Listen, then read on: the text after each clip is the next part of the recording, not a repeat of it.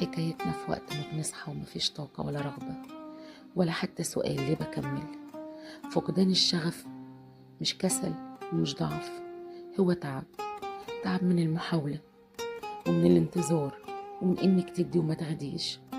فقدان الشغف ان الحاجة اللي كنت بتحبيها بتبقى تقيلة، ان احلامك تبقى عبء، وتبدأي تسألي نفسك انا اتغيرت ولا الدنيا هي اللي كسرت فيا حاجة.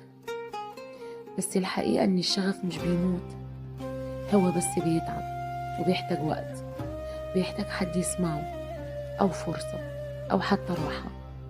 حكايتنا لو فقدتي شغفك ما تلوميش نفسك، اديها وقت، لأنك لما تقومي هتقومي أقوى وبشغف أنضج.